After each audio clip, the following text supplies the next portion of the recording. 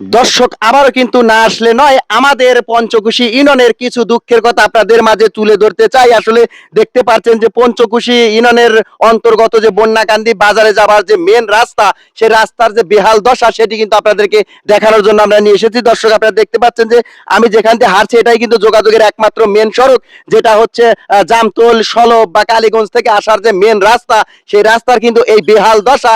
আজ মানুষের ভোগান্তির শেষ নেই, ছোটখাটো দুর্ঘটনা ঘটছে প্রতিনিয়ত, যেখানে উল্টে যাচ্ছে ব্যাটারি চালিত কিছু গাড়ি, হুন্ডা বা সাইকেল, অনেকগুলো গাড়ি কিন্তু এখানে দুর্ঘটনার কবলে পড়েছে এবং অনেক লোক কিন্তু আহত হয়েছে। আপনারা জানেন যে আসলে যে মেন চলাচলের যে রাস্তা, সেই রাস্তার কাজ যদি দ্রুত করা না হয় তাহলে কিন্তু আরো বড় ধরনের দুর্ঘটনা ঘটে যেতে পারে এই রাস্তায়। আসলে যেহেতু একটা কথা আছে যে একটি দুর্ঘটনা সারা জীবনের কান্না, সেটি যেন মানুষের জীবনে না হয়, সেই ভোগান্তি যেন মানুষের জীবনে কখনো না আসে, সেই কারণে কিন্তু দ্রুত এই রাস্তাটার একটা ব্যবস্থা করা দরকার।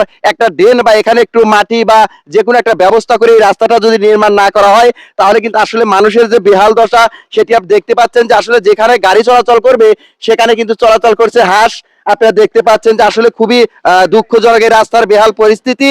আপনার সেটি অবশ্য নিজ চোখে দেখতে পাচ্ছেন যে আসলে কতটুকু পানি এই পাকা সড়কে, যেটা মেন চলাচলের রাস্তা, হাজার হাজার গাড়ি, হাজার হাজার মানুষ কিন্তু চলাচল করে এই রাস্তা দিয়ে।